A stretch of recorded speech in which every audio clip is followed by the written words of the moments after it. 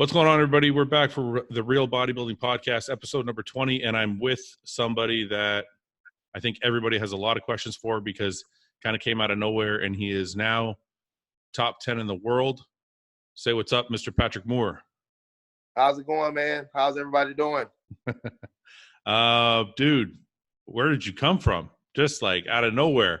Not that, I mean, I'm sure some people knew you, but now everybody knows you. You just put everybody on notice. You know what I mean? Yeah, man. It's pretty amazing, man. I'm new here. You know, a lot of people are like, "Hey, where did this guy come from?" Same question, you know, because a lot of people don't know much about me. Because a bit of an auspicious start. It's like, you know, I've been strength training for a while, but I'm only 5-6 years into bodybuilding. Yeah. So what? You know what? Before we get into bodybuilding, I have a really important question that nobody else is going to think is important. You still got that car? Which one? You still got a Camaro? Oh, yeah. Okay, before you tell me about your bodybuilding life, tell me about your car.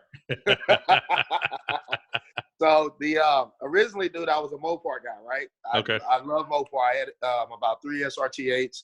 I thought it was no better car than, that. Yeah. And so, man, one day I was driving to work, and there was this ZL1. Yeah. It was sitting out and at this dealership. And I would pass it, and I would just keep going. I'm like, you know what? You don't need another car. If you go get another car, you're going to trade this one, and you're going to be upside down. Yeah. You're going to have a higher car note. And, dude, you know how we car guys are? We're like, you know what? Screw it. I'm just going to go for it. You justify it somehow. You have to. Yeah. So one night, it was Friday. I was getting off, went over there. And the guy, the salesman, he was super smart. He knew what he was doing. It was Friday. We're getting ready to close. He said, I'll tell you what. You take this car for the weekend. Oh, no. That's a big mistake. Brother, he got me. He said, you take the car for the weekend. Yeah. And if you like it, come back on Monday. We'll do the paperwork. We'll get the deal done, so on and so forth. So I got it. It wasn't even a half a mile stretch. Really? Down the street. I said, I'm done. That's it. What was your Mopar car? Was it a Challenger or a Jeep? Yeah, it was a Challenger. Yeah. A Challenger, okay. Yeah. So I had the 392, and before that I had just the 6.1, the Charger. Yep.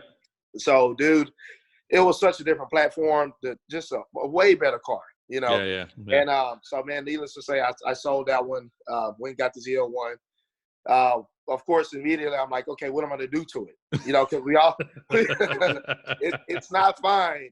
No, it's not good. It's not good enough, no. No. And people are like, well, what do you need more than 400 or something horsepower or whatever? I'm like, you wouldn't understand. No. Don't even worry about it. It's like the same. It's like the same thing when people say, "Why do you need 25-inch arms?" You're like, "I don't know. I just do." Yeah. That's right. So, yeah, man, it was cool because you already know a lot of the bolt-ons for the GM platform.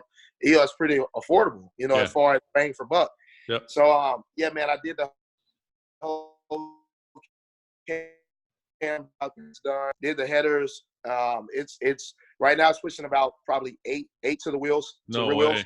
To the wheels? And it wasn't bad, man. Yeah, and I think I'm probably maybe 12 grand in. The guys down here at Whitehead Motorsports, they're good, man. So we did the pulleys, changed all the pulleys out, did the stronger gauge belt. They did the cam, then the bigger intercooler. Yeah. So it's the next thing they have to do is we did a flex fuel so we can run the E85. Let me see what else. Bigger throttle body. You're in Texas, right?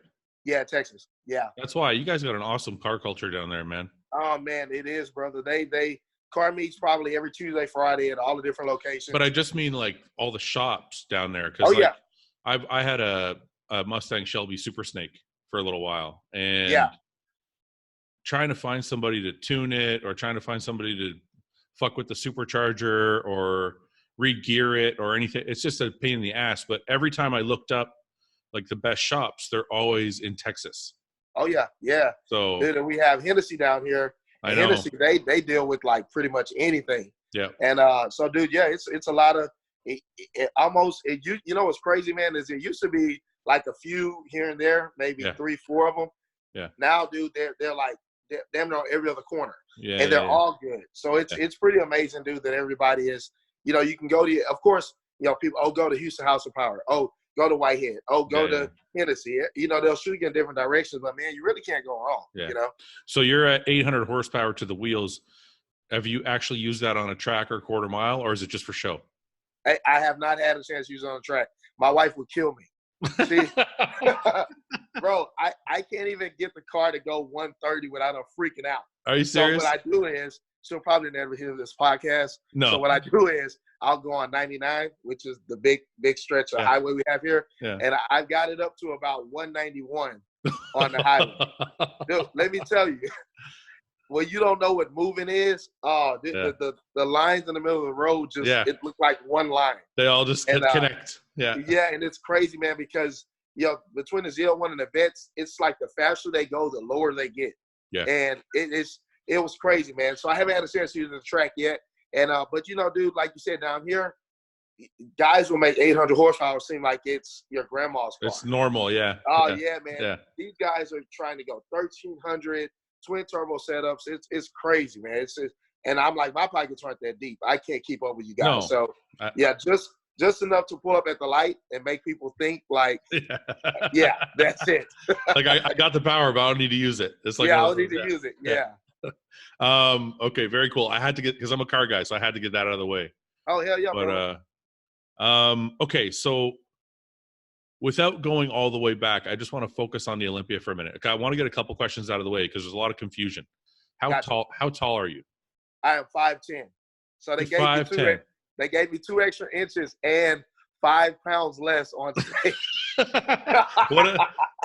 I told somebody because they're like, I did a podcast with a friend of mine, and I said, they're like, he's 6 foot. I'm like, I worked out. I don't know if you remember, you were working out at in Dallas. Yeah. And I saw you there. You look great. And I was like, I'm like, he's my height. I'm like, I'm 5'9", 5'10". Like, I'm like, I don't think he's 6 foot. So I know they got that one wrong, but that happens all the time at the Olympia podcast. But what was your weight? Man, if I had to guess, so me and Chris threw the scale aside like the last 3 weeks because what happened was we got around 237 and the weight just really wasn't changing. Yeah. It was, we increased the cardio, we decreased the food, and it was just kind of stagnant. Yeah. In California, I was 236, but I was harder at the Olympia and bigger. Yeah. So if I had to guess, I would say 234, 235, but a much better package, than in California. Yeah, of course. What did they say online? They said 230? Yeah, 230. Now, this is the one thing I found crazy, and I said this in the other podcast, and I don't want you to take offense to anything. I thought your physique was absolutely incredible. Like, the cleanest lines of the show, the freshest looking muscle. I compared your physique to like Sydney, the Miss Olympia figure girl, not because of the cleanliness of it. Like, yeah. And I was blown away by that. But the negative part that I thought, and it's not negative, it's just time, but you gave up a lot of size, but still managed to beat a lot of guys that were bigger than you. And some people actually had you even further ahead. So it's kind of a testament to your shape and conditioning that you're able to like jump into the top 10 when you're probably 10 pounds lighter than some of the guys you beat, 15 pounds lighter. At least. Yeah. So what I want to ask is, how nerve-wracking is that for you going in knowing you're going to be smaller than everybody, or did you not care? Yeah, I did it, man. So this is the thing is, with me only being, 5-6 years in the sport, like kind of learning what I'm doing. Excuse me, man, that damn Vegas dryness is still trying to get out of me. Yeah. So I already knew from the jump, man, like, I seen some of the guys. I seen one. I competed with a few of them before in New York last year. Yeah. And then I visited Bev's gym, and I saw Juan down there. I saw Max. And I already knew, like, everyone was going to be bigger. I mean, it's just they're seasoned. They've been there a while. Yeah. So my thing, man, I was like, okay, so how are we going to play this? I know I can't play the size game because if I do, I'm going to look watery or soft. I'm not going to look crisp, Yeah. So I said, so maybe I can edge them out with some crazy conditioning. Maybe I can just go up there, and because of the structure and the lines, I can get some points based on that versus trying to outmass them, because that just simply wasn't going to happen. Yeah. Because even if I would have come in maybe a little fuller, their look is still more full and hard because they've had it longer. Yeah, of course. And so my strategy was, okay, well, you can be the most separated. You're going to have a smaller waist than everybody. Yeah. So just try to pose in a fashion that's going to like accentuate that versus, posing how they are. So I just really kind of, I try to look at it from a point where, okay, where can I win? Because I know I'm going to give up size. Yeah. And, so it was like, well, I know for my size, the muscle that I do carry, if I could present it a certain way, it will make me comparable in some shots, So it was one of those deals where I knew it. I was going to be smaller, so I didn't really let that mess with my brain too much. How old are you? 35. 35. Okay, because some people are saying 25. Yeah. And I told people that you couldn't tell because the mustache puts on 10 years. What I was going to say, though, is, okay, so at 35, it's probably a little easier. I did the Olympia when I was 28. How were your nerves? Like when I stepped on to prejudging and saw the amount of people there, I got jittery. Like I was, you know what I mean? Like how were your nerves at your first Olympia? So, what's cool, man, is all the people that are around me. So it's Lee Labrada, Phil Heath, Chris Aceto, everyone kind of mentally prepared me for what it was going to be like. And because they told me through their first experience, like they said, well, once you step up and it's your time to go out, you may get a glimpse of the crowd and you're going to see how big that stage, because it's a big stage. Yeah, like, it is. The size of it. I mean, just to get to the box, I was like, oh, shit. You're walking like 30 feet. Yeah, dude. And, because at our pro shows or even a national show, it's like right there. So, 10 feet and you're in a square. Yeah. So I'm like, man, the stages were out there. So I went on Thursday night and I kind of just stood there for a minute and I took it all in. And I was like, okay, so from this standpoint, this is where people are going to see you. And you're going to have all that space to try to clear. Yeah. And this is the amount of people that could possibly be in there if it's sold out. Yeah. The lights are going to be bright. So I mentally was preparing myself for it ahead of time. Okay. But even with that said, so when I stepped out, man, there was a moment walking out and I glimpsed up. If you notice, if you watch the videos, I kind of walked out with my head down a little. Yeah. Because I didn't really want to get overwhelmed by, like you said, everything, the size of it. Yeah. Yeah, it's just huge. Yeah. And the moment I looked up, there was a moment in my brain where I was like, oh shit. You're like, I don't know what the fuck I'm doing here. Yeah, man. And that's what it was. And so, but then immediately Chris had ran me through, dude, we were doing at least 20 rounds of posing every day starting on that Monday. Yeah. And so all I did was I found a spot in the crowd that was like slightly over the judges' heads. Yeah. And I just kind of really focused on that. And I just remembered every time I locked into a shot, just smile. Yeah. And once I heard a few applause, then I was like, okay, you're okay. Yeah. You're in it now. Yeah. Just compose yourself. And once you get going. And so once I got through that first one, man, it was pretty cool. But the nerves were there for sure. I don't think the fans realize that when you're posing up there, it feels very like it's very silent. It's very deafening. But then as soon as they start cheering, it calms all your nerves. It does. And it makes you feel comfortable again. You know what I mean? Yeah, yeah. So because it's unnerving, man. It's you're in front of a lot of people, and it's like you don't know what you don't know what anyone's thinking, and you have all the confidence going in. You post your shots online, on IG. Everyone, you look great, and and then you get there and you're like, shit. Why aren't they cheering? Yeah, so for me, it was always my back shots. Nobody would cheer until I turned around. Yeah. So it was always like fucking horrible for me for the first 2 or 3 shots. Yeah. And then when I turned around and hit my back shots, then I would hear some cheers and I was like, okay, it's all right. It's like, hell yeah.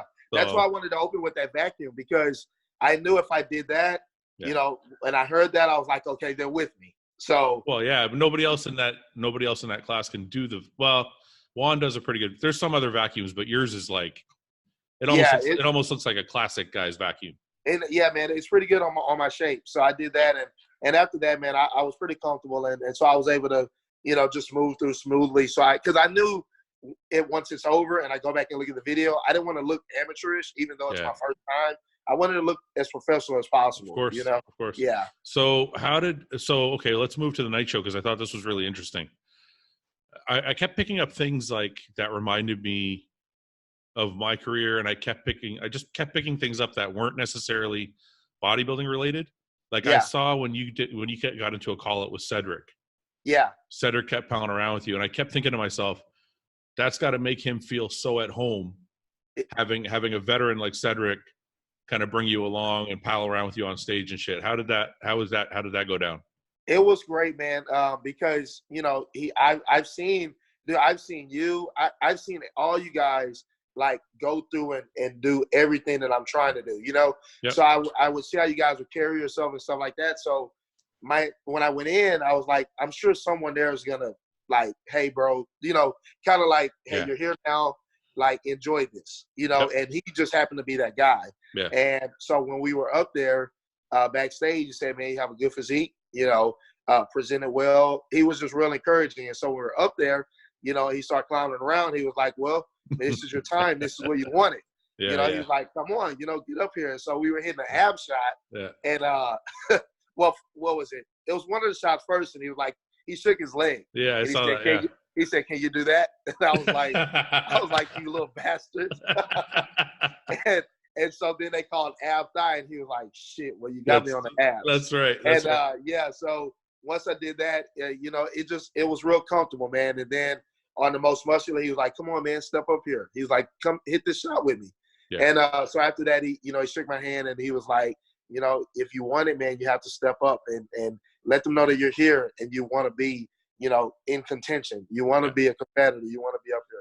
So it was pretty cool. Yeah, Cedric's really good like that, man. Cedric has a way. I worked with him when we were on Team SciTech together.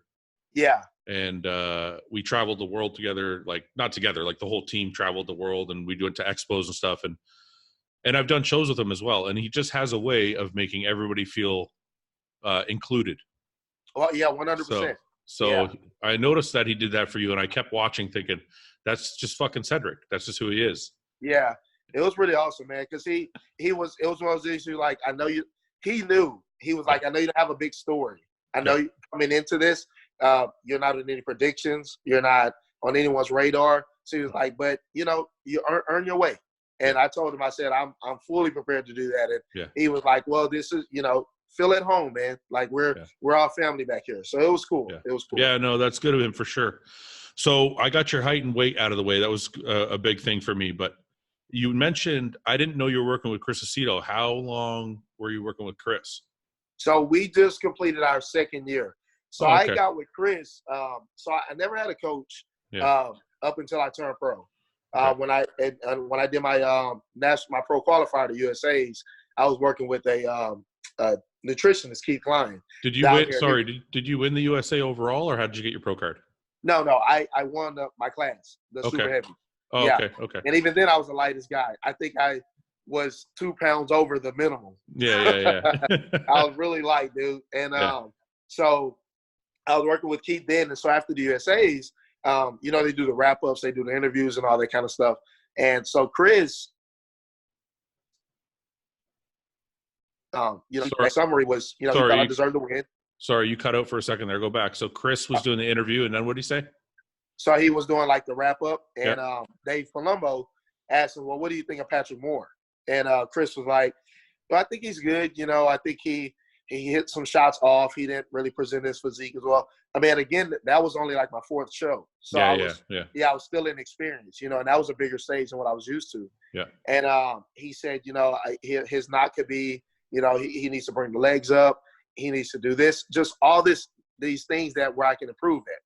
Yeah. So out of everyone that was like, oh, Moore's got great arms, he's got broad shoulders, he's got all these compliments, I wanted to work with a guy that saw the weaknesses. Yeah. Of course. Yeah. And so I reached out to Chris, and he pretty much did my pro debut when we did the first year together last year and this year. So we just completed 2 years together. And man, he's an amazing guy, man. I mean, I don't think I could ever work with anyone else. I worked with him briefly, I think, for one show. I hurt myself before the show. Yeah. Which is a common theme for me, but I didn't finish the prep, but all the way up to 3 weeks out, I thought he was incredible. I'd never seen somebody so attentive and get back to me every day and just like on it. I remember because I was getting ready for the Lou Ferrigno. So he was at the Olympia, and I was like 8 weeks out or 9 weeks out. Yeah. 8 weeks out, 9 weeks out is not close to a show. Yeah. He's still messaging me at the Olympia, like the Friday and the Saturday. Yeah. about my prep. And I'm like, at one point I remember messaging him back on, Chris, you're at the fucking Olympia, man. Don't worry about me. Like, I'll be fine for 3 fucking days. It's not a problem. Yeah. So yeah, he's an amazing coach. So yeah, dude. If you don't send him pictures, or if you don't check in, he text, email. You good? Yeah. And yeah. And it's like, oh, I didn't want to bother you. He's like, it's not a bother. Like, that's right. He's there, dude. And it's, he'll I remember at the Olympia, he called me in the middle of the night. It was 4 a.m. Yeah. And he was like, you okay?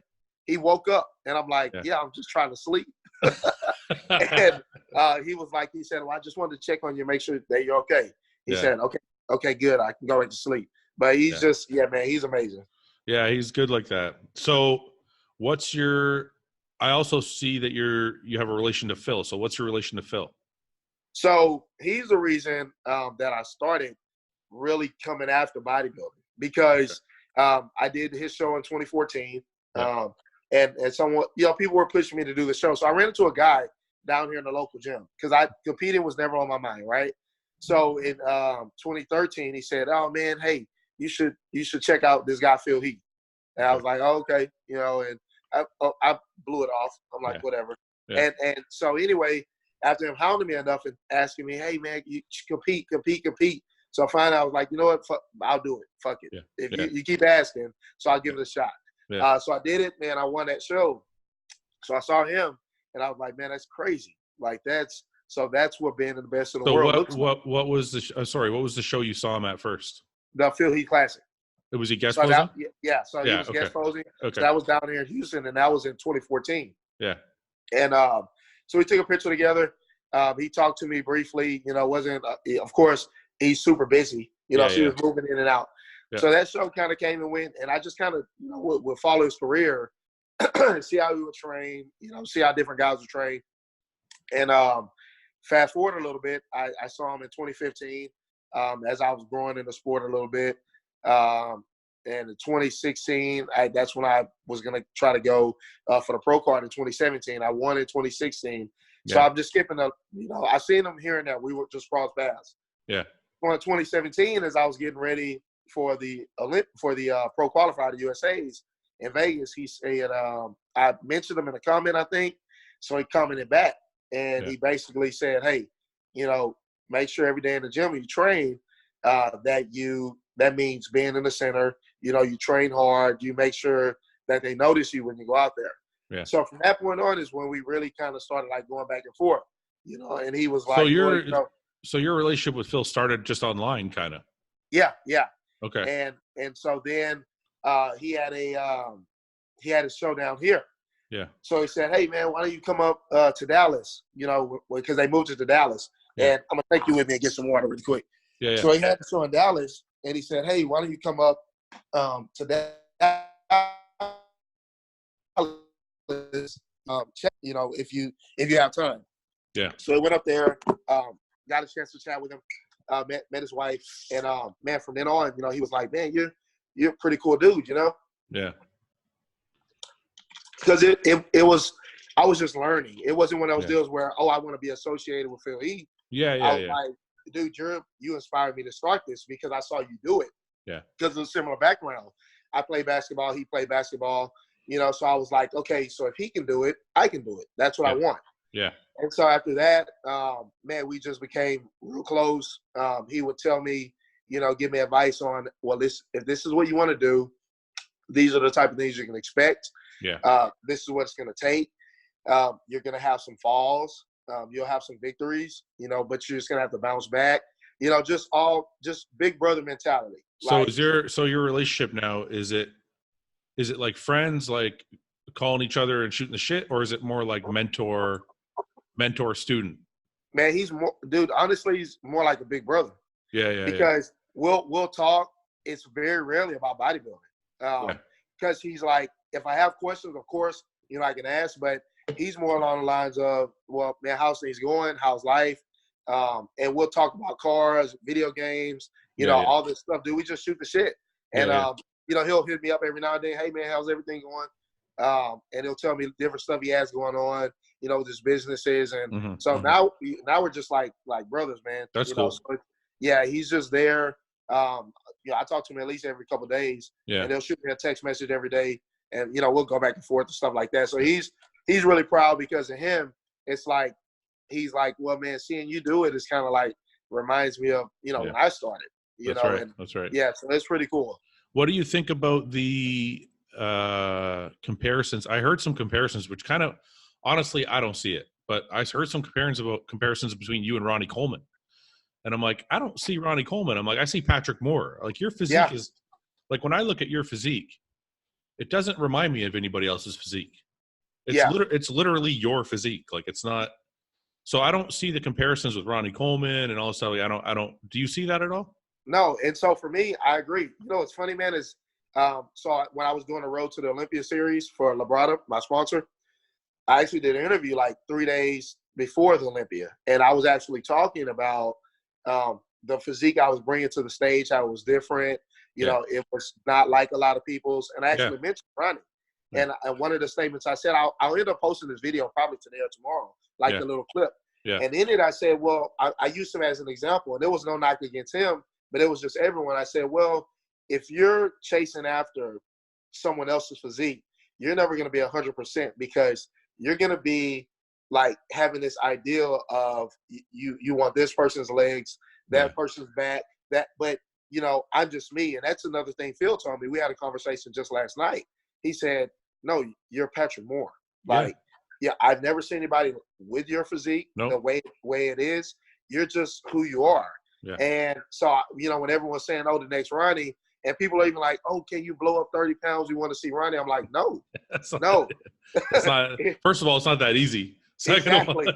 You know, so when people say that, you know, I'm guessing with Sean, even when he said it, it was one of those deals where no one knew who I was.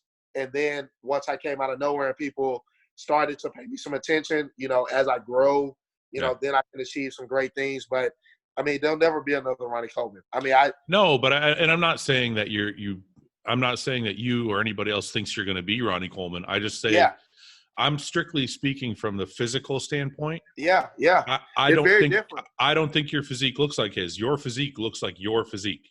Yeah, it's pretty different, man. I have to agree. Yeah. So the other question I want to ask you was,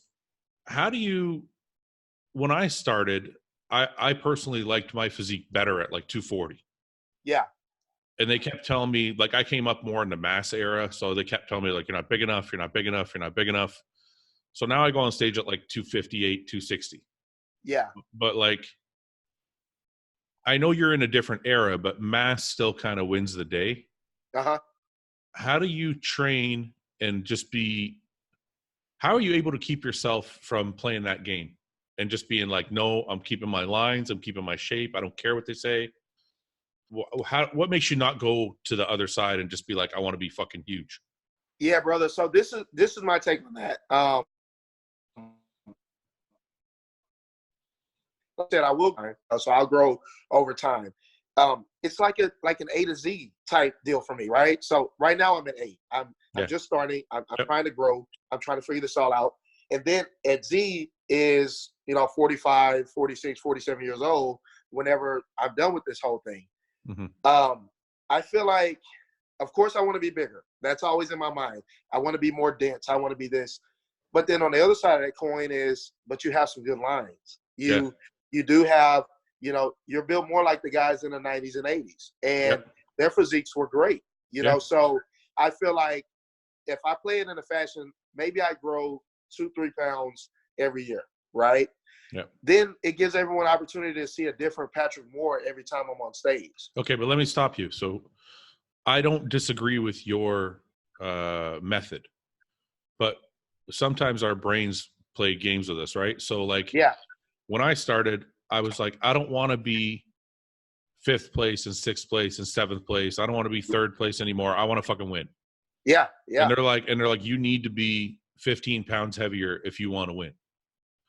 Now, that might not be the case for you because you have a lot better lines than I had at that size. So what are you going to do? Like, okay, let's say you do a show and you're like 4th. Or let's say you do the Olympia next year and you're 8th. Yeah. Okay, so you moved up 2 places, right? Yeah. Is there a part in your brain that will say, I don't want to be 8th. I want to be in the top 5. I need to put on 10 pounds of muscle. Or will you always just stick to your 2 or 3 pounds a year? Oh, no. So that was just like you said, that's just my methodical thinking. Yeah. Now, on the other side of that coin is, so I'm going to train heavy, but I'll train heavy back, heavy legs in a fashion to where, because that's where I need the density. Yeah. Now, if that ends up being 7, 8 pounds, okay, great. But I don't want to rush it, but I do want to be bigger. Yeah. So it's one of those deals where I do want to play. I don't want to play the size game to the aspect where I say, you know what, I have to be 250. Like, okay, you know, I see what you're saying. I have to be that weight. I know that I'll grow, but I'll let my body grow how it wants. Yeah. So this way, like you said, if I don't force it, I think I have a better chance of keeping the lines versus if I say, man, you know what, I'm going to blast everything. I'm going to push super hard. I'm going to raise the amounts of all this stuff and, you know, just to hurry up and get there. Yeah, and I feel like, you know, I made some great gains in a matter of a year. Yeah, you know, so I feel like if I can keep that same rate, then that would put me at an additional, you know, because I was around 229, 230 in New York and California last year. Yeah. So I've gained, you know, 5, 6 pounds of muscle. Yeah. So I figure if I can stay at that rate, then that'll put me at around 242, you know, next year on the Olympia stage. And I think that's realistic. It is realistic. Yeah. No, it is realistic. And it's a good plan because one of the things I did that you just mentioned was I went all in. Yeah. Yeah. I was like, I don't want to be top 5 anymore. I want to be first. Yeah. So I was like, fuck it. So I didn't necessarily raise the drug protocols like crazy. Yeah. But my off seasons, man, I would bulk hard. Like I would eat tons and tons of food. And if anybody asked me like what I could do differently now, like the thing that I think blew up my waist the most was eating so much food. Gotcha. Yeah. So I think you have a good perspective on it. It's just I'm going to grow and let my body grow into it. Yeah. And I'm not going to force it. Because I feel like if I go too far, brother, I won't be able to go back. That's right. You know, I can always progress. Like you said, if I see it going, I'd be like, okay, you know what? Hold on. Like now you're pushing it just a little too much. Yeah. Slow it down a little bit. You know, so I just don't want to go over the tipping point because like you said, man, everyone right now is just raving about my shape. That's right. The structure and the waist. And what will happen is the ones that want me to get bigger, then I'll become the product of everything else. They'll say, oh, he was good until he blew his line. That's right. He was, you know, and then it'll I think I think you're coming around in a perfect era though, because we're in an era now where nobody wants to see the mass monsters anymore. Yeah. They want to see mass, but they want to see it still with lines. Yeah. Yeah. So I think you're in an era now where you're playing the perfect game where that game might not have worked 10 years ago. Yeah. Because before they want big. They want big. Yeah. And now it's like, no, we want big, but we still want shape. Yeah. So I think you're in a good spot right now with your physique and with the era that you're in to kind of make some huge gains. Yeah. What I want to ask you though is you mentioned that you played basketball. How come you're 35 and you're only at your like 5th or 6th or 7th show? Like what did you do all through your 20s? So I was back and forth between boxing and basketball, right? Okay. So I had to let one go, and then there was a period of time where it was about 24, 25. Around that time was when I was like, you know, what am I gonna do with my life? I don't really want to box anymore. I lost my love for it. I'd done it so long. Yeah. You know, I was like, I don't want to push professionally with that. I just don't want to do it. Yeah. And I seen like some of the guys ahead of me, what they were going through, even just trying to get good fights. Yeah. You know, I'm like, you know what? Screw it. Basketball, I wasn't tall enough. It just, you know, so at that point, that's when I started personal training. Yeah, okay. So that was about 5 years there where I was just working, you know, trying to figure out what I wanted to do. And then that's kind of how bodybuilding came along is I ran into that guy in the gym. And he said, hey, you should compete. Okay. And so then that's kind of how it all started. how did you land the deal with the coveted Labrada Nutrition? It's So like the cream of the crop. Funny story with that. Look, let me tell you. So in 2007, when I first figured out what a gym was, and I wanted to train, right? There was this nutrition store here, and I went and I bought my very first pre-workout. Yeah. I didn't have a lot of money. Yeah. So it was like the last little $30 I had from tips from being a waiter and shit. And so I had, it was the old Supercharged bottle. Yeah. So the guy that was in there, he said, "Hey man, you should try to get sponsored." And I was like, "Well, what's that?" He said, "Well, if you go online, you can send an email out to this company here, Labrada, and they're looking for athletes." I said, "Okay, great, I'll do that." Yeah. Went, sent an email out. It went into cyberspace, disappeared forever. Never heard back. And at the time, I'm sure it was just like an employee type deal. Maybe they have enough employees at the company, and it was just taking off. So as I started to bodybuild, I skipped forward a little bit. I ran into Hunter. I would see him at the gym that I was a general manager at. I was at LA Fitness. I was a general manager, and he would come in, and I would say, "Man, it's a big kid." He was big for a kid. Yeah. And so I would chat with him here and there, but nothing too serious. I would just see him, and I train clients, and he'd do his thing, and we just be in passing. Yeah. So when I started competing, I didn't see him for a good while. And in 2015, I took a shot at the Nationals. I got dead last. It was like 18th place, something like that. And so he was there, and that's when Sergio turned pro. Yeah. So he came and grabbed me after I got off stage and said, "Hey man, I want you to meet my dad." Okay. So this is 8 years later. Yeah. So since I sent that email, so Lee comes around the stage and said, "Hey man, how are you? My son told me all about you, so on and so forth. So tell you what, when we get back to Houston, I want you to come to the office. Let's sit down and talk, and we'll see about sponsorship." And it was your general ambassador sponsorship. Yeah. $300 in supplements and, so on and so forth. Yeah. But then it's as I started to be around them, then I started to learn stuff. That's right. And that's when I got with Keith Klein, the nutritionist, and I really started to learn even more. That's right. Me and Hunter trained a little bit. And so I said, okay, you know what? The next time I go on stage, I'm going to come after everybody. Yeah. And so I did the Texas State. I won that overall. I was a heavyweight at that show. So, previously I was a light heavy. So then I said 2 weeks later, Sean Vasquez won the Nationals. Okay. So, and I beat him at the Texas State. So they gave me a lot of confidence. So I said, okay, you know what? I'm going to go try for my pro card at the USA's. So, and I did that. Then I won there. Yeah. And then Labrada extended me a dollar amount sponsorship. That's right. And so then it just, it was enough to keep me around, to keep me going and stuff like that. And then it kind of grew into like a sponsorship / family type deal. Because Did you tell them that you sent them an email 8 years earlier? I did. Yeah. and dude, it was so funny, man. I said, I guess I wasn't good enough. Yeah. And they laugh about it now. Yeah. But he said it was just, they didn't have enough staff, there at the time. And but that's how that came to be, and now he just treats me like a son.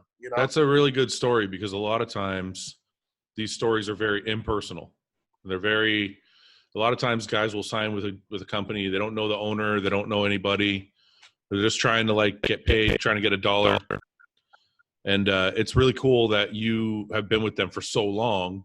Yeah. And long enough that they saw potential in you years before you got your pro card. Yeah, because I was a nobody. I was 18th place. Like, why?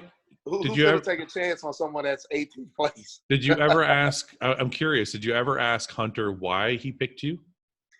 Man, he told me it was crazy. He didn't know me from anybody. After I got off stage and he told Lee, he said, "Dad, I'm telling you, this guy's going to be pro in 2 years." Wow. And 2 years I was pro, right? That's pretty crazy, man. And then after that, he said, after I turned pro, he said, "In 2 years you'll be on the Olympia stage." And in 2 years you're on the Olympia stage. In 2 years I was on the Olympia stage. So what's the next prediction for you? That's what I know, dude. That's why I'm like, and he's the coolest guy. Even though eventually we'll go head to head, he's still my boy. Of course. And he saw something in me, dude. That he was a young kid. Yeah. You know, so he just saw something in me that, you know, no one else really did. Yeah. And, you know, it was pretty special, you know, that it turned out like that. It's interesting in bodybuilding. Sometimes it's such a weird thing, and I'm not sure if this happens in other sports. I played football in high school, but you don't know anybody in high school. So yeah, I don't know if this happens in other sports, but there are certain people that can beat you and you're still happy for them. Yeah. Yeah. You know what I mean? Like, I kind of see that between you and Hunter. Like, if Hunter ever beat you or you beat Hunter, it sounds like you guys would still be happy for each other. Oh, hell yeah. Yeah. You know, and that's why I told him, I said, dude, there's going to come a time where we're going to go at it. And we're going to go at it. Like, you know, and I told him, I said, but you know what, bro? After it's over, it's going to be for the betterment for both of us because, you know, if we can push each other to that limit, just think of the success we can have. And then when people see that, you know, they're like, man, okay, these guys are not just bodybuilders. They're people. Yeah. They, you know, they're not, because, you know, bro, if I saw you and I'm not, and I'm just average, I'm like, man, that's a big ass dude. And I'd be intimidated by you. Yeah. You know, so if people see that, like you said, like with me, with Cedric, and, you know, people, they can see that aspect. They're like, okay, so they're not like Neanderthals that just lift weights. They see the human side of it. Exactly. You That's know, right. so it's cool, man. And then when you have a boy like that, it's like they'll know what you're going through even when no one else does because they've been through it too, you know? I remember I did a show and I was third place and Evan Senapani won and Dexter Jackson took second. And I remember thinking to myself when I really wanted to win that show. I think it was like in the best shape I had been in my life at that point. Yeah. And I really, really wanted to win, but I knew as soon as Dexter signed on, I was like, fuck. So, but I remember thinking I want to win anyway. I want to see if I knew I couldn't beat Dexter, but I was like still going to win. Damn right. And then Evan won, and I still remember thinking to myself, I was happy for him. Yeah. Because we were friends, and well, we still are friends, but I remember thinking when he won, I was like, man, Evan beat Dexter. I'm like, but I was happy for him. I wasn't like upset. I wasn't like pissed off. So anyway, it just goes to show, like, goes to your point about it's not always about like wins and losses. Sometimes it's about just feeling good for your boy or whatever. Like, you know. Yeah, brother. Because you know, dude, there's, you know, one day I'll be lucky enough to share a stage with you, hopefully, and we're getting judged by 6-7 people that we don't even know. Yeah, yeah. So it's not like you know, you tripped me on the way up to the stage, and I might try. No, just okay. Let me ask you. Drop a dumbbell on your foot or something like that. You know, let me ask you. Knock you out. let me ask you a question. So I'm curious because I heard you lift really heavy. Yeah. A lot of people think lifting heavy equals thick waist. So with me having a background of personal training, so man, what I've learned to do, right, is on certain movements, I've learned to release a lot of abdominal pressure. Meaning what? I'm moving, so like if I'm doing like a deadlift or a heavy squat, I've learned to like shift all the tension away from my waistline. How do you do that? It's almost kind of hard to explain. Yeah. But okay, so you know, when say on the descension of a squat, right? Yep. Most people tend to tighten up, you know, to brace, to engage the core. Yeah. I actually just let my core relax. So instead of taking a deep breath, like a lot of people will take a deep breath and go down. Yeah, exactly. So instead of taking a deep breath, holding it and dropping, you're actually exhaling? I'm exhaling. I'm letting it all out. So that when you do that, I notice when you do that, sorry to interrupt you. No, you're good, bro. I tried that on leg press because on leg press, I do the same thing. I take a deep breath and I bring the weight down and I press it up, right? Yeah. I tried because one of my coaches was like, look, you can't hold your breath. That's hurting your waist. Yes. So I tried exhaling on the descent of the leg press. Yeah. It was fucking 10 times harder. What, 10 times harder? But on my legs. Yes. Like I couldn't feel anything in my stomach, but it was a lot harder on my legs. Yeah. That's how it is. So this is what you're doing for all your strength exercises. All of them. So that's why I'm able to make 315 on a squat bar that much more effective. Because so what happens is like, so with powerlifters, you know, they're very thick guys. Yeah. They generate all this tension from the side to the back, right? Yeah. Because that's what's pulling their entire core. Yeah. So what happens for us bodybuilders, when we relax that core, like you said on the leg press, now you take all the tension that you could use, all that power from your core, you take it away. Yeah. And all you're left to work with is just what's only in your legs.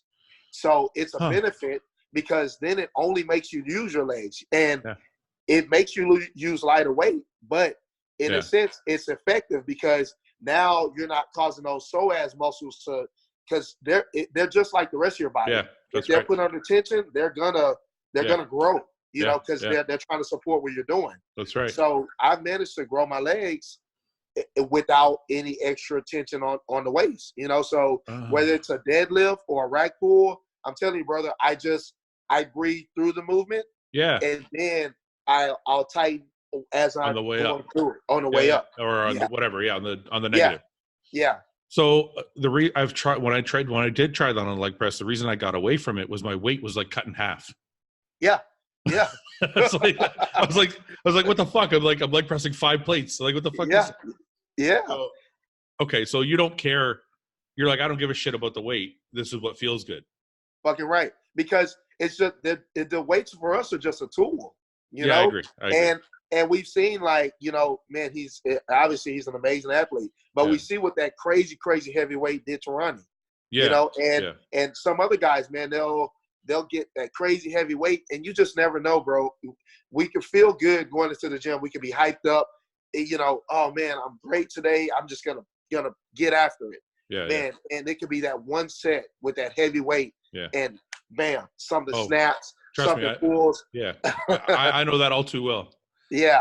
So I wanted to ask you, because you said before we got on, you mentioned something about your rebound. So the reason I'm going to this is I personally don't think, well, I may have changed my opinion now because everything you just said about weight training makes so much sense, but I didn't think before that deadlifts or squats or anything contributed to a thick waist. What I thought contributed most to a thick waist is maybe some drugs, but more so food than anything. Yeah. So do you bulk really hard in the off seasons or no?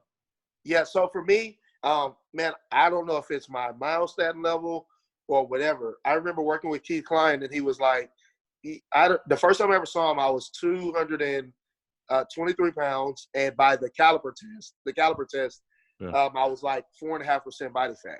Holy shit! So he was like, "What?" He was like, "And you eat pizza every day, and you eat burgers every day?" I said, "Yeah." You know, that's why I eat every single day. I kid you not, bro. So you're like junk food all the time. So you're like Michael Lockett. You and Michael Lockett are like boys like that. Yeah, and so I've noticed even on the rebound, man, I'm like you. I'll eat whatever I want, and I've never had like super negative side effects from doing it, other than the water retention. You know, so on a rebound, now I put it in check because I try to use that as a period where I can try to grow. Yeah. But I haven't noticed, like, if I just go off the deep end, that, my body just goes to shit and my waist just expands. I, like you said, man, I ultimately think all the guys that I've seen get a thicker waist over time, it's, have been like the lifting techniques. And even when I've seen like my boy Hunter, when I see him lift, and everyone, it's like, I don't use, if you'll notice, man, on any of my videos, I don't use straps. I don't use wraps. I don't use a weight belt, anything, because I feel like that takes away from what's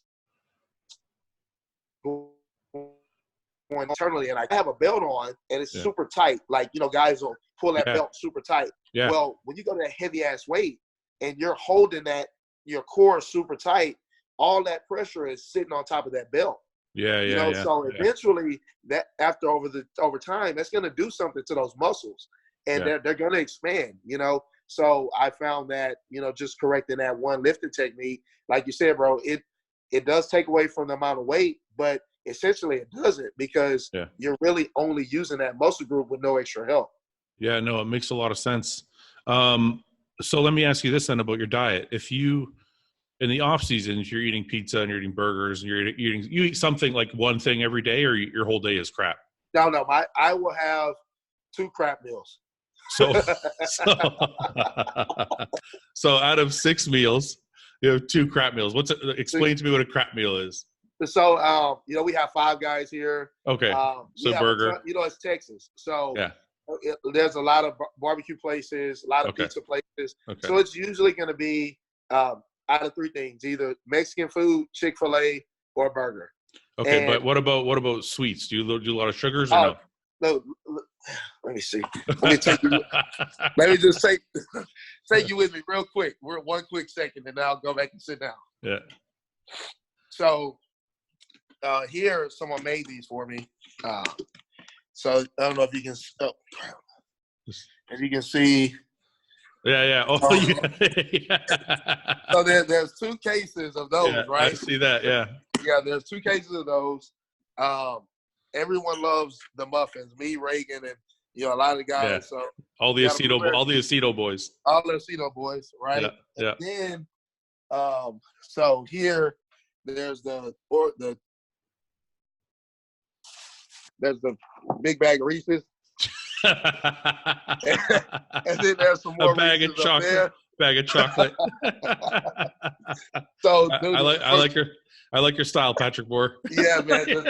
The sweets, I'm not skipping on sweets at all. No, I didn't see that. Okay, so because I was gonna say maybe it's because you don't eat a lot of sugar, but apparently that doesn't count either. Oh, dude, I eat a ton of sugar. All right. So out of 6 meals a day, 2 are shit meals, and that's pretty much your whole off season. The rest meals are clean, like chicken, rice, whatever. Yeah. So I'll generally try to go like 2 beef meals, because since I am a lighter guy and you know I tend to burn calories pretty fast. Yeah. I try to get something with a little bit more fat in it, but not crazy fat. So I'll have like a sirloin and a ribeye, and then I'll have like either 2 chicken meals or 1 chicken, 1 fish. Okay. So the reason I'm asking all this is it sounds like if you ate really clean, you would probably shrink. Yeah. So and I have to. One good thing is I've noticed. So during my prep, this was very interesting. Without changing crazy protocol, without anything going on, we were doing 2 hours of cardio, right? Mm-hmm. An hour fasted in the morning, and then I would do an hour after my last meal before bed. Yeah. My weight would not go below 236. And we were doing only a half cup of oatmeal. Holy shit. It was crazy. Hunter was like only a half cup oatmeal for the whole day?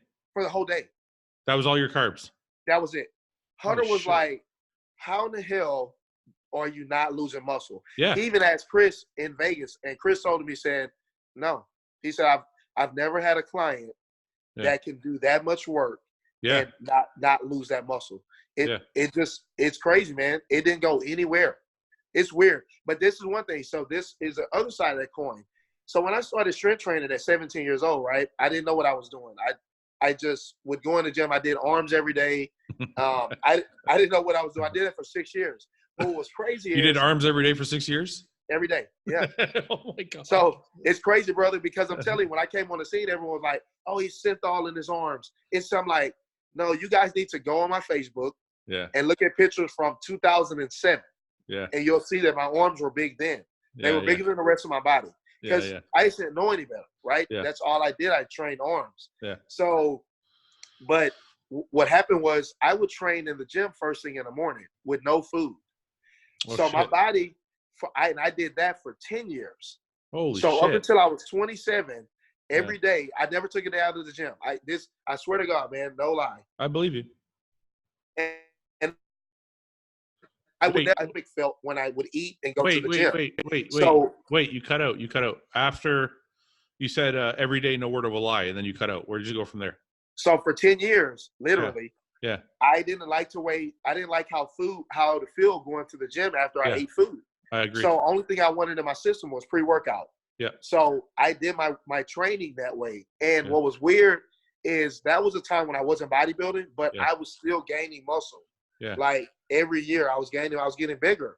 Yeah. So it was really strange because what I think happened, somehow my body makeup changed and it learned to do the most with the absolute least. Yeah. So I think now it's translated to where when I go on low carb, dude, my pumps are crazy. My strength doesn't decrease. And Hunter's even been like, this is nuts. I I don't even understand. The normal person, they get weaker, they get tired, and here you are pushing just like you're on all this damn food.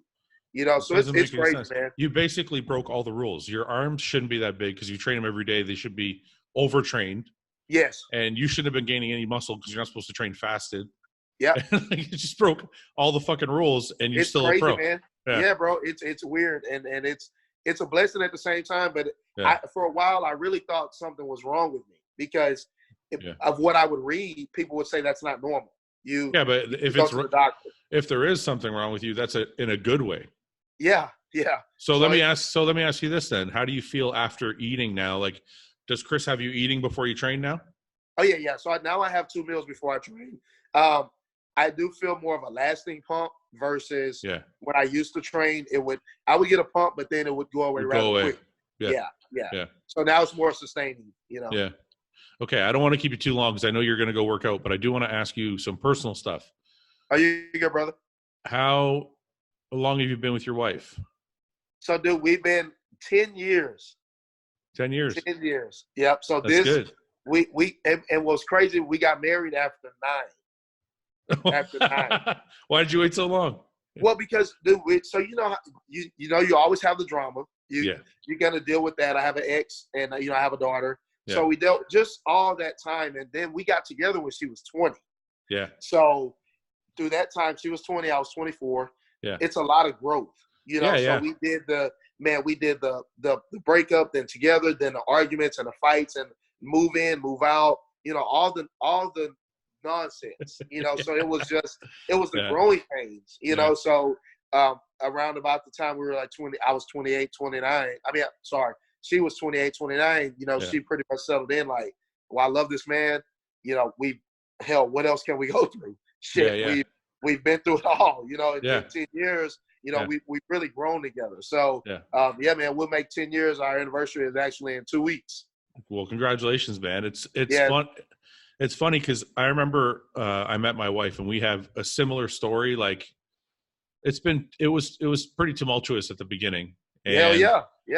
It's funny because you meet some people and they say, well, if it's not good now, then it's not going to be good later. You might as well walk away. Exactly. Yeah. And I'm like, I don't think that's true. I think if I go through enough shit, there's some good on the other side of it. Yeah. And I think that's what happens. We almost fought ourselves out of it. Yeah. We fought so much that there was nothing left to fight about. And it's just, now it's easy. We're like, okay, we've been through all that fucking hell, and now we're just happy. Yeah, it's brother. Like, so you have those arguments, and you're like, you start to learn, like, you know what, that fucking shit's not worth it. And you're like, you know what, you're being silly right now. So just, I don't even want to talk about this. Just go. It is what it is. And you just learn to let shit go versus. At the beginning, you're like 2 fucking bulls, and you're like, oh, dude, I remember some fights. Yeah, she took my car keys and threw them out the damn balcony of the apartment. It's crazy shit. And you go through it but you become friends because then you're like, you become really close because like, you know what, we've had some bad fights, we had some bad times, and fuck, here we are. We're still kicking it, like And it's rare now. I mean, dude, imagine trying to date someone. Oh, I know. Now. No, I know. Oh, I know. My God. It's crazy. It's a whole different world now. Yeah. No, me and my wife are going on 13 years. Yeah.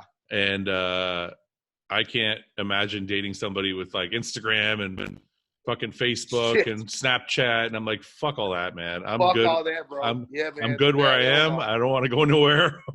Exactly. No, we had some bad ones. I remember I got in a fight with her once. This is funny. I got in a fight with her once. I threw a shaker cup at the fridge because I was so pissed off.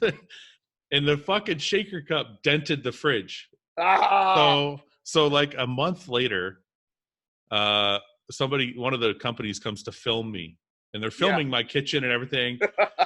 Some guy in the comments section goes, it looks like Fouad had gotten a fight with his wife because there's a dent in his fridge. Dude, it gets like that, man. But you're right. But you're right though, because we're at a point now where, you know what? I've never heard it put that way. You're exactly right. You get to a point where you're like, I know what battles to pick. Like, you kind of like learn to walk away from certain ones, and you're like, it don't matter no more.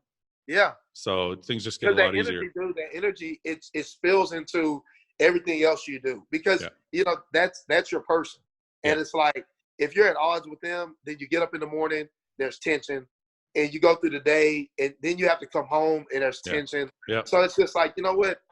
Just let's not even do this, because it's just not worth it. Because guess what? If we do it, we're gonna go head to head. We're gonna fight this out. We'll probably say some stuff we don't mean. And then guess what? We're going to have to apologize for it after, because guess what? Your ass ain't going nowhere. My ass ain't going nowhere. So let's just fucking skip all that shit, you know, and get it over with. You know how funny it is? Like, people live miles and miles apart. I don't know you. We just met today. Yeah. And it's so fucking similar. Like, I've said those exact words to my wife. I've been like, look, you're not going to leave. Yeah. and I'm not gonna leave. So can we just fucking not do this? Like, because it's not worth it, man. Yeah, there's no point. So you guys got plans to have kids or anything, or are you focused on business? No, it's she of course she's in that nesting phase now. So she's a therapist. So now she's fully licensed, and so now she'll do all the great stuff, you know, with the insurance panels, and get her own private practice going, and just all this great stuff. She took the educational route, which is awesome. Yeah. And so we're in two completely different fields. Like, this is like my thing. And so with her, she's completely separate. Yeah. But now she's like, you know, she stopped the birth control and all that stuff. And so she's like, yeah, you know, I think we're in a place now where I want to think about family planning. So that's great. Yeah. So it's cool. I'm definitely looking forward to it. And it's one of those deals where I'm like, well, we just have to make sure we try to plan this around the shows. Yeah. You know, like, because you already know how that goes. I'm like, so that's definitely on the table right now. Yeah, that's good, man. It's funny you mentioned that too, because a lot of couples that get together in the fitness world, usually they kind of work out together or something like that. Like, my wife's like got her own thing going too. She's also like the education person. Yeah. She does the whole background stuff, and she's in the industry, but on like the marketing, research, writing side of it. Yeah. So it's just better like that. Yeah, I like having that separation. Yeah. Like, I'm not worried about her competing, or like I have to do her diet or any shit like that. Like, exactly. Yeah, bro. But what does your girl train at all, or is she like just not into it? Oh no, she'll go in the gym. So she's like the prima donna. So you know, she won't go like to the gym where I go, because you know she knows that that's like my thing. Yeah. So I have to pay this high dollar ass membership down the street so she can sit in the spa and do some abs. You better hope she don't watch this. I'm like, bro, she'll text me and say, "How we go to the gym and do some abs?" I'm like, this is fucking what I'm paying almost $100 for. So you're like, you know, you could do that in the living room, right? Like, exactly. You don't have to go to YouTube or something. So, but she's pretty strict on it now. I think it's starting to rub off on her, because, you know, as she wants the family plan, and, you know, as women get older, they're more susceptible to gaining weight. Yeah. So she wanted to start to look better. So it was cool, because I never had to say, hey, I think you should start working out. She was like, you know what? I'm going to start working out. And so they opened the gym up the street. So it's easy, because now she can just go on the way home.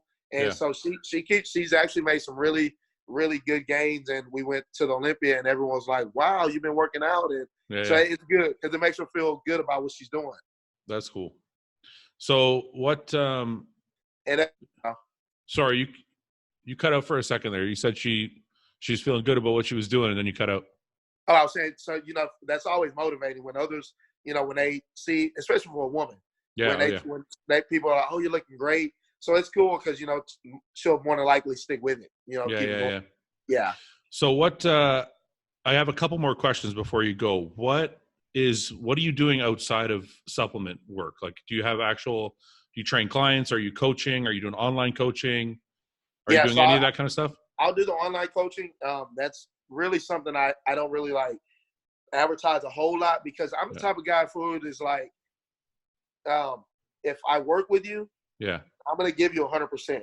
Yeah. And I can't consciously take on 40 people online because my own life, I train clients here, you know, also in person at the gym.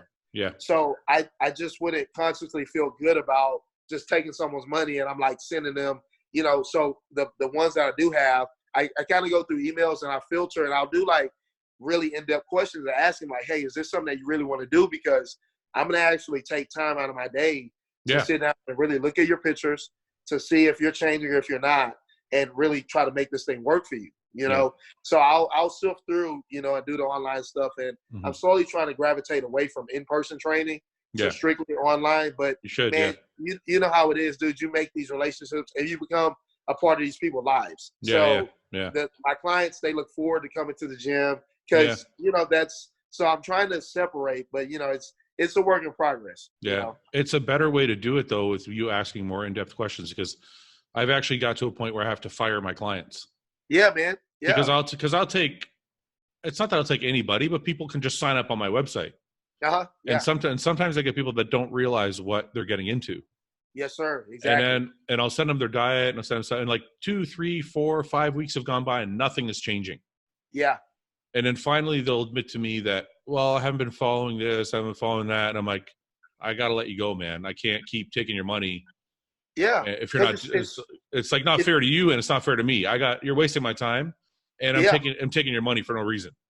It's mental stress on you. It's like, I want to do a good job for you, but you won't let me do the good job. And then at night, I'm sitting wondering if you're changing, but you're not because you're not doing the job. You know, 100%. So yeah, they don't get that. It's like we don't just want to take your money. No, like, we want you to say, hey man, Patrick changed my life. Fouad changed my life. Like you know, so sometimes you got to fire the client. Shit. Yeah.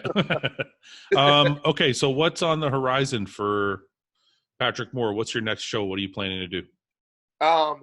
So I officially haven't put anything on the books. I definitely want to go visit Canada.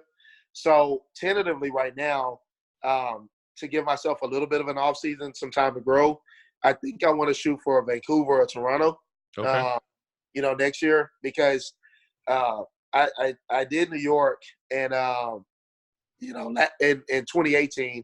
So I may give that another year or so before I go back. Plus, Hunter, he wants that to be his debut. So, you know, he's always there for me. So I want to kind of try to support him and going for his pro debut and try to push him some, you know. So I'll probably piggyback maybe off on the backside. And so tentatively right now, Vancouver or Toronto. And then this way I could have maybe a week or two downtime and then go into a prep for the Olympia. So you're thinking Hunter's going to do New York and you're going to do Toronto or Vancouver. Or Vancouver, yeah. Just so I can have – because I figure it's September now, so that would give me, you know, roughly October through March-ish, something like that. So around 5 to 6 months time to grow, to really train hard before I have to say, okay, now we're limited food. You know, there's not going to be much growing going on. So, I just want to at least have that 6 months, because I did 8-9 months straight, you know, for these shows. That's right. That's right. Back to back. So my body sure is like, hey, man, we need a break. Like, give us a little bit of a break. So now this way I don't mentally burn out as well. Well, I'm going to start wearing my waist trainer then, because I'm going to step on stage with you in Toronto next year. Oh, so that'd be dope. Okay. I don't want to be too blown out. And I'm going to try your technique. I'm going to see how it goes. I'm going to try your technique with the exhaling on the concentric portion of the movement. Yeah, brother, just let it relax, because then that muscle, I'm telling you, it's like, because they're muscles, so they're gonna grow if you contract on them. And they're my problem made now. To do that. My problem now is trying to get them to go back. See, it's like you said earlier in our conversation. You said, you don't want to go too far because now you got to play catch up. So you're playing it the right way. Yeah, so I'm just kind of like, because what happened is I'm like looking over the edge, like, no, don't go too far. No, I don't want to go there. Yeah. So, you know, but dude, that would be awesome, man. Like I said, dude, I saw you in Dallas and when you were filming, and I was like, man, I'm not going to interrupt him. You know, but it's weird how people look in the gym, right? Because I saw you there too. Yeah. And I wanted to talk. No offense, I wasn't sure who you were yet. Yeah. No one was. and I wanted to talk to you, but I just wanted to go over and see, because I knew you competed. Yeah. But I'm like, you looked so serious, and I know how I get when I'm training. Yeah. And shit, I'm like, you look serious.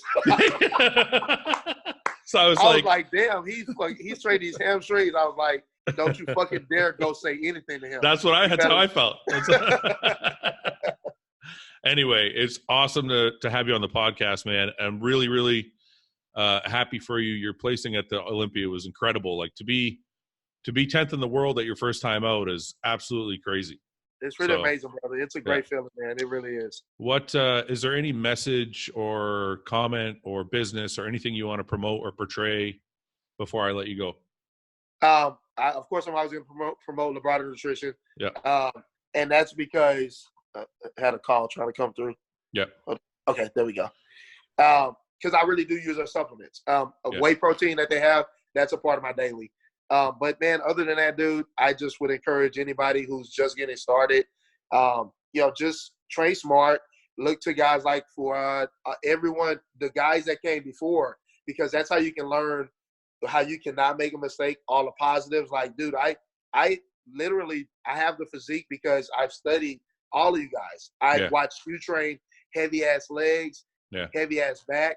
I'll watch Phil train shoulders, Jay train legs. So, just approach it from an educational standpoint. Just don't go crazy in the gym. You got you doing these podcasts. They got your Instagram. There's a wealth of information out there. And so I would just encourage everyone who's watching to get information from these guys, because that's where I get it from. The veterans, the guys who have done it, and then other than that, man, chase after your dreams. Shit, if you want that stage, fucking go after it. Do everything you can, eat, sleep, train, live a good life and just go after what you want. Yeah. I want to, before I let you go, you just said something I'm really curious about. So you said chase your dreams. When you were chasing your dream, you wanted to be a pro, but you had to set some realistic goals first. How did you know you could be a pro? Like what happened? What trigger was it where you're like, I know I can turn pro? So it was one of those deals where I'm a zero, like car guys, you know how we are. Like I know you're gonna say 0 to 100. Yeah. And I said when I started, I like you said, some people say I want to be pro. Yeah. I looked like way past my original goal, right? I said I want to be Mr. Olympia. Yeah. So with that being way in the future, with that being the long-term goal, there's going to be steps you have to take to get there. Yeah. And so realistically, I looked at, like you said, I looked at a timeline. Okay. So some of the top guys turn pro in 2 years, 3 years, 4 years. So let's just say you're on the slow track. Yeah, yeah. 4 years, give yourself 4 years to turn pro. Yeah. Then you saw guys go to Olympia after 2-3 years. Yeah. So let's say you're on another slow track. Yeah. Give yourself 4 years. So I said I give myself 8 years from the time I did my first show to make it to the Olympia to see if this is what is meant for me. Okay, but wait a minute. So your long-term dream was to be Mr. Olympia, but your short-term goal, there had to have been a moment where you said, I think I can get there and I'm going to fully, because I don't know if you're like me, but when I started, I didn't want to be a pro. I just did one for fun. Exactly. Yes, that's how it was. Yeah. But when I won the show, I was like, I still wasn't fully in. I was kind of like, I'm going to do another one, see how it goes. And then when I won the second show, but you got to remember, back when I did it, there was like 4 levels before you could turn pro. Yeah, yeah. So after I won the second show, I was like, I think I'm going to keep going with this shit. Yeah. And then I was like chasing the thing because I kind of had the second one. So what was the mark that hit it for you? I think for me, brother, honestly, was when I won the Phil Heath. When I won that show and I saw him and that was the moment when I was like, I want that. I want to be the best in the world at this thing. Yeah. And so the next prep, that's when I did the cardio, I did the dieting. Yeah. I really lived like a bodybuilder because prior to that, I was just getting on stage. Yeah, you weren't fully in. You were like half in. I wasn't doing cardio. I wasn't eating tilapia and shit. Yeah. So then that's when I was like, at that moment, that would be the time when I said, you know what? I could do that shit. I could be the best in the world. Like, so this is the moment right now. After this show, it's on. And so that was it. The reason I asked you that is because I got a question yesterday from a guy who was like in his 40s who said, I want to be Mr. Olympia. That's my goal, is to be Mr. Olympia. Do you think I should go after my dream? And I'm like, that's kind of like, it's not, you got to have a couple earlier goals first. Yeah, exactly. Like you got to have some benchmarks to hit first. So yeah, I didn't tell him no. I'm like, it's, you know, it's, you can have dreams. I don't tell anybody no, but I'm like, why don't you win your first show first? And then decide where you want to go from there. Yeah, and that's yeah, you're right about that. And for me, it was if I cut it down to like the little short terms, the benchmarks, the benchmarks, like you said, once I decided I wanted that, then it was like, okay, how can I turn pro? Yeah, and then it was like, well, you have to do this work, that work, you have to diet. So but that's what I think people do wrong is they all have like these long-term dreams, long-term goals, but they don't ever set the really short benchmarks that tell you can get there, because there's certain things. Yeah, there's certain things in your life that you do that tell you in your mind, oh yeah, I'm still on the right path. Yeah, but 100%. They don't. Yeah, you're right. That you hit the nail on the head, man. Yeah. Because that was my thought process going through this. Because when I got dead last at the Nationals, I was like, is this really meant for me? Like, you start to doubt yourself. Yeah, like, of course. Yeah, man, I have a decent physique. I have the drive. I train hard. It's just, what's going on? Yeah. And then I met Hunter and Lee. Yeah. And I said, okay, all right, not bad. So then I won at Texas State. Then I turned pro. Yeah. And then people were saying good things. And I said, okay, maybe this might be. Yeah. It's like, then I did the New York, I did the New York Pro and I got 13th. And I said, damn. You go back a step. Yeah. Yeah. You go back and you're like, man, so for me, this weekend was huge because, people, it was a reassurance. Like if you ever doubted it, dude, if you stay the course and you train hard and you listen to the people that are around you, you can get there, But like you said, I needed those little checkpoints to say, hey, you're still good. Hey, you're still good. But then I needed those failures too to say, hey, you're still good. But if you want that, it's not smooth. It's a mountain. You could slip. Yeah. But you got to keep climbing. Yeah, I like the checkpoint idea, because you can't just keep. It's like this. I know guys that keep losing their first show. Yeah. And they keep saying, I want to turn pro. And I'm like, you got to pass the first checkpoint. Yes. You can't look at the fifth checkpoint until you pass the first one at least. 100%. So these people keep losing their first show or losing their second show over and over and over and over. And I'm like, guys, just focus on the one you're losing. Yes. Stop saying I want to be a pro and start saying I want to win this fucking regional show. Overall. Yeah. Yeah. And then, because it's crazy. I think with Instagram, yes, a lot of people don't see the journey that you went on to get where you are. So it's important to tell people, look, there's all these little points along the way that are extra confidence boosters and extra check marks in your head that allow you to keep moving forward. Yeah, I think they minimalize a lot, the fact of how difficult it is just to turn pro. Yeah. And so you get all the newcomers and they're like, oh, I'm going to turn pro, and I'm like, man, even people that I want to compete. And I'm like, you sure? Like, because if you want to compete and you really want to compete, it's not as easy as you think. Yeah. It's if you want to be good. And I tell them, I can put you on stage. I can diet you a little bit, make you get up there and pose and do quarter turns. But do you really want to go after this thing? Yeah. Because the side of it that they don't understand sometimes also is if they do think they can do it and then they don't give it everything they got and they get on stage and they get destroyed, for a lot of people, it sets them back mentally, like pretty badly. Yeah. Yes. And I'm like, this thing of bodybuilding can mentally break the shit out of you. It will make you think you are not good enough.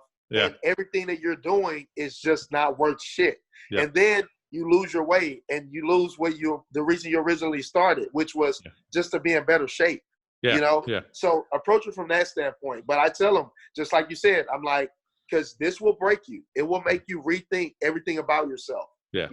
If you get up there and you're the last one standing over there and you haven't been called out. Yeah, it's a horrible feeling. It's a horrible feeling. Hell, look, I was there this weekend. I'm like, okay, guys, Shit. I'm like, fuck. It's not even the second group. God what damn. is it? Okay, tell me. You know what? I know I got to let you go, but I want to know, what is that? Because I was in the fourth call out at the Olympia when I did it. Yeah. And it was, I mean, I didn't expect to be in the second call out, so I think I was okay. Yeah. But it still fucking sucks. It does. Yeah. You know, but I knew, like you said, that was my first initial thoughts. Like, okay, come on, Big Steve. Like, come on, man. Like, let me just give me one call out. Yeah. And but when it didn't happen, you know, I put myself in mental check, and I'm like, but you already know this is your first time. Yeah. And you already know you've only been here a few years. Yeah. So these guys are veterans. And then, like you said, I looked at them like, these are big boys. Like, they're big boys. Yeah. So, you know, there was a quick second where I was like, damn it. But then I said, well, you know what? When they do call me out, make the most of it, because this is your first one. Just enjoy it. Yeah. And there'll be more. You'll have a chance to move up. Just enjoy this one. You know. Can I say something though? I think it's really important that you put yourself in that mindset, because I think you probably moved up a couple places after they saw you pose more. Yeah. And I think in the fans' eyes, you could have been as high as 5th or 6th. Yeah. So I've heard people all say all different types of things, right? Like, one guy said Patrick Moore should have won. Patrick Moore, like, there's just people saying all different types of things, and I think had you been like demoralized and had your head down, and I don't think you would have jumped those 2 places or 3 places, and I think the fans wouldn't see you the same way. Absolutely, brother. So, I knew I had to. You know, you got to keep your face on, because that's the reason why I'm there. I went through adversity to get there, and I had to think in my head, like, Patrick, you've been last. You've been 18th place. So just, dude, enjoy being on the biggest stage with the best guys in the world. That's right. I mean, and so that was enough for me to smile and be gracious. And then, like you said, man, after the posing, I was like, the fans received you well. What more do you want? Yeah. You know, so it was a humbling experience, man. Big time. Yeah. Well, man, I wish you well moving forward. And I think everybody's expecting big things from you. So good luck in in 2020 in the run back to the Olympia. Oh yeah, brother. I would definitely deliver, man. And we're gonna stay in touch, because we have stuff to talk about. Okay. Okay. We are gonna say that. You're gonna teach me how to shrink my waist. And go ahead. No, go ahead. No. And you gonna teach me how to hard bolt, because I need to get some fucking weight. I can't gain fucking weight. Okay, if anybody knows how to eat, I can teach you how to eat. So we'll do that for sure. All right, listen. I want you to come back on again in the future. Are you cool with that? Absolutely, brother, man. Just, you know, hit me up, man. I'm always down. Okay, Patrick. Thank you very much for coming on, man. I hope you have a good workout today, and we'll talk to you soon. All right, brother. Thank you, man. Okay, man. Thank you very much. All righty.